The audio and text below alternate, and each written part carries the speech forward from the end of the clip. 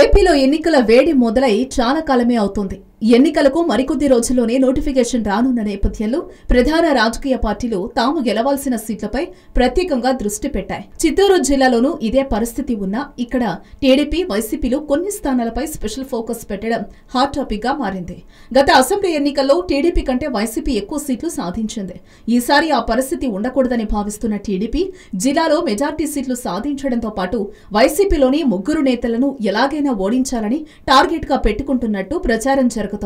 TDP target లిస్టులో Nagari MLA రోజా, Punganur MLA Peddireddy Ramachandra Reddy, Chandragiri MLA Chevireddy Bhaskar రెడ్డిల పేర్లు ఉన్నట్టు తెలుస్తోంది. తమను విమర్శించడంతో అందరికంటే ముందుండే రోజాను ఓడించేందుకు టీడీపీ ప్రత్యేకంగా వ్యూహరచన చేస్తున్నట్టు సమాచారం.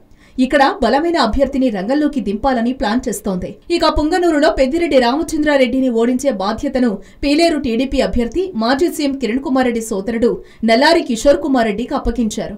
ఇక్కడ మంత్రి అమర్నాథ్ రెడ్డి మరదలు అనూషారెడ్డిని టీడీపీ పోటీలో దింపనుంది. ఇక చంద్రగిరి సిట్టింగ్ ఎమ్మెల్యేగా చెవిరెడ్డి భాస్కర్ రెడ్డిని ఓడించాలని వ్యూహరచన చేస్తున్న టీడీపీ ఇక్కడ నుంచి పులవర్తి నానిని రంగంలోకి దింపింది.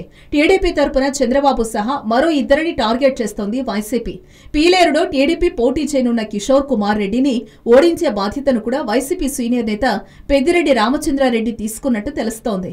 పెద్దిరెడ్డి రామచంద్రారెడ్డి తాను గెలవడంతో పాటు పక్క నియోజకవర్గానికి చెందిన నల్లారి కిషోర్ కుమార్ రెడ్డిని ఓడించాలని భావిస్తుంటే నల్లారి కిషోర్ కుమార్ రెడ్డి కూడా ఇదే రకమైన వ్యూహరచన చేస్తున్నట్టు సమాచారం. మరోవైపు పలమనేరు నుంచి తమ పార్టీ తరపున గెలిచి టీడీపీలో చేరి మంత్రి పదవి పొందిన అమర్నాథ్ రెడ్డిని వైసీపీ గట్టిగానే టార్గెట్ చేసినట్టు సమాచారం. ఇక్కడ అమర్నాథ్ రెడ్డికి పోటీగా వెంకట్ గౌడ్ అనే కొత్త అభ్యర్థిని వైసీపీ బరిలోకి దింపబోతోందని వార్తలు వినిపిస్తున్నాయి.